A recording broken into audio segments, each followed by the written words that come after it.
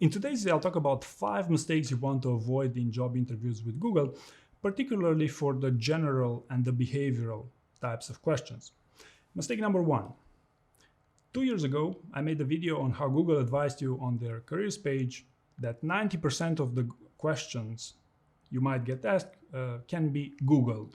Okay, so basically they advise you to Google for behavioral questions if you want to prepare for the behavioral part.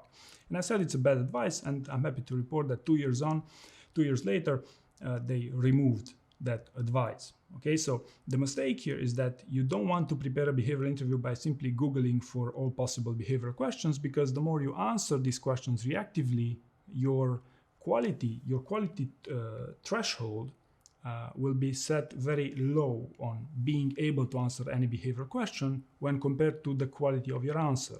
Okay, so the best candidate for a behavioral interview is the one with the best answers, not the one that's able to answer any behavioral question. That's a very low quality bar.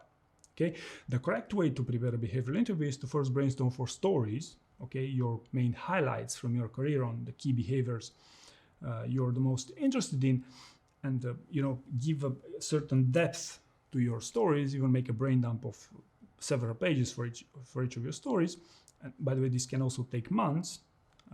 And then the second part would be to start answering behavioral questions, and in a bid to further perfection your answers to the behavioral question, eventually structuring them in the STAR format: situation, task, action, and result. And essentially to improving your communication skills. Okay, so this is the correct way to prepare a behavioral interview. Mistake number 2 you want to avoid in an interview with Google is to omit to prepare a shortcoming, a failure story. Okay, tell me about the time when you failed. Can you talk about this? Eventually, to answer it, of course, as a behavioral question with the situation, task, action, and result. Can you focus on the learnings from your shortcoming? Okay, so the unprepared candidates will rarely be able to give a proper failure, or even if they would, they will probably not know to talk about their learnings, because that's what matters a lot in a failure stories. And there are quite a few candidates who will prefer to talk about a fake failure, if you want, to make something on the spot and to sound it like, hey, it was a failure, but it wasn't really a failure because I didn't fail anything, or it has no impact overall. Okay. Mistake number 3 you want to avoid here would be generic or speaking in generic answers, or speaking in cliches. I'm an exceptional leader with extraordinary qualities. Okay, so if you speak in cliches, chances are you're going to distance yourself from your interviewer, and you will sound borderline arrogant. Okay, and if you give generic answers, that's a very common indicator that you have not actually prepared for the interview. You haven't actually prepared your stories. Okay, so simplest example: what's your management style? Your answer to this is basically how you would manage a given situation, and you will never talk about a specific situation you've actually been through. Okay, so the problem is not that you're going general on answering this, at least in the beginning, but the problem is that you only answer it in a general way, in a generic fashion. Okay, you must back it with some examples.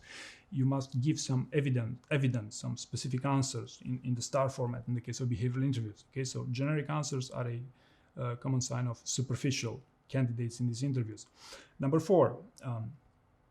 Quite a few of you have not heard about Google's 10 things. Read them maybe a couple of times, maybe take some keywords from there, see what's interesting for you. It won't change very much, but it can give you some interesting pointers on how to do well during an interview. And just one important note here: don't be evil. Okay, and the reason why I'm saying this is because in job interviews, especially for senior roles, evil behavior is something you will inevitably get screened on. Okay, so evil behavior, do I have to give an example here? Cornering a customer into a deal, or selling a business because you did something illegal and you were afraid of legal action from someone, or there are all sorts of situations. But if you have stories that can be interpreted as something as being evil, then you should seriously reconsider them, reward them, make them sound interesting. To be clear here, I'm not saying you to remove that story altogether, but rather to communicate it in a way that's still impactful, but to beware of this "don't be evil" thing, which is a big one in job interviews, especially for senior roles. And finally, number 5 here is about you believing or your trust in people involved in the hiring process. So in one word, don't expect friends in this process. And I know even Google assigns many of you with a coach preparing for this interview. And that coach is usually, I mean, it's always a Googler, and they give advice to the best of their knowledge. But from here to assume that that person is expert in behavioral interviewing, that's a very long way to go. I would very much advise you to reflect on the following statement, that if I worked at Google, I can help you get into Google. That's a statement that only works for low-performing company. And if you know somebody at the company, this doesn't mean it will be easier for you to get into that company. Same thing with a coach. If they assign you a coach, don't over-rely on that. And the second part of this advice is during your interview. People at Google do act nice during these job interviews, as they should. And from here, to take that interviewer as your best friend and to basically make a confession during your interview, that's a huge mistake. And that's actually an interviewing technique, if you ask me.